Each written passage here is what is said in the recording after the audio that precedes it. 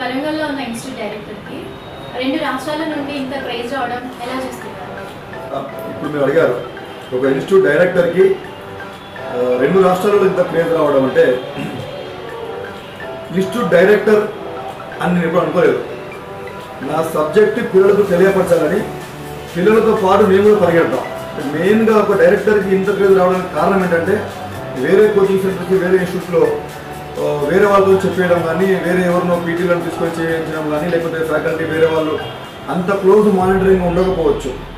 First time ఒక institute director కాకుండా institute పెట్టి నేనే పర్సనల్గా పిల్లలతో పాటు పరిగెత్తుకుంటూ వాళ్ళకంటే బెస్ట్ టైమింగ్స్ నేను చేసుకుంటూ వాళ్ళని మోటివేట్ చేయడం కానివ్వండి, వాళ్ళతో పాటు 4 గంటలకు పొద్దుగాల లేచిపోయి వాళ్ళతో పాటు నేను వర్కౌట్లో భాగం కానివ్వండి, క్లాసెస్లో కూడా స్టడీ అవర్స్లో కానివ్వండి, క్లాసెస్లో కానివ్వండి ఎలా చదవాలి, ఎలా గుర్తుపెట్టుకోవాలి, దాని టెక్నిక్స్ ఎలా ఉంటాయి, ఏం చదవాలి ఏం చదవకూడదు, ఇవన్నీ విషయాలు పిల్లలకు చెప్పుకుంటూ యూట్యూబ్లో కూడా సేమ్ విషయాలు పెట్టడం వల్ల 2 రాష్ట్రాల్లో యూట్యూబ్లో ఫాలోయింగ్ అయింది. తెలుగు ఛానల్ కాబట్టి ఈ 2 తెలుగు స్టేట్స్లో గట్టి ఫాలోయింగ్ దానికి రావడం జరిగింది. అదేవిధంగా ఈ మనం అంటే మనకు ఫాలోయింగ్ పెరిగింది లేదంటే అక్కడ చూసి వస్తున్నారు ఇక్కడ చూస్తున్నారు అని కాకుండా ఒకసారి నా దగ్గరికి ఫస్ట్ టైం వచ్చినప్పుడు ఒక 100 మెంబర్స్ ఒక బ్యాచ్ వచ్చింది. ఆ 100 మెంబర్స్ ఇక్కడ వర్క్ చూసి ఇక్కడ సబ్జెక్ట్ చూసి ఇక్కడ రిజల్ట్ చూసి మళ్ళీ మనం చెప్పారు. అలా ముఖ్యంగా నేను పెద్ద అడ్వర్టైజ్మెంట్స్ మీద లేకపోతే హోర్డింగ్ల మీద వాటి మీద ఖర్చు పెట్టలేదు.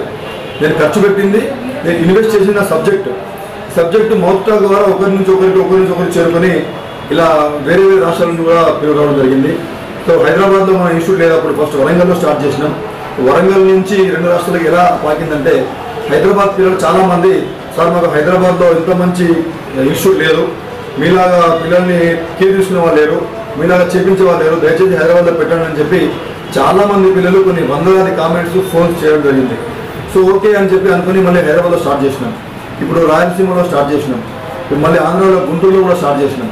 సో పిల్లలు ఇంకా ఇప్పుడైతే మీరు మా యొక్క యూట్యూబ్ ఛానల్ కామెంట్లో చూడొచ్చు, ప్రతి జిల్లాలో మీ యొక్క ఇష్యూ పెట్టారు సార్ అంటున్నారు.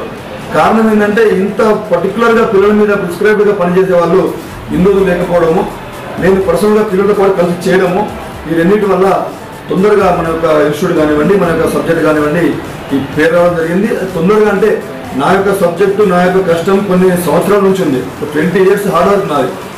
ఇప్పుడు పిల్లల మీద మనం పెడుతున్నాం కాబట్టి షార్ట్ టైంలో పిల్లల్లో దానికి గుర్తింపు రావడం కానీ సమాజంలో దానికి మంచి పేరు రావడం జరిగింది.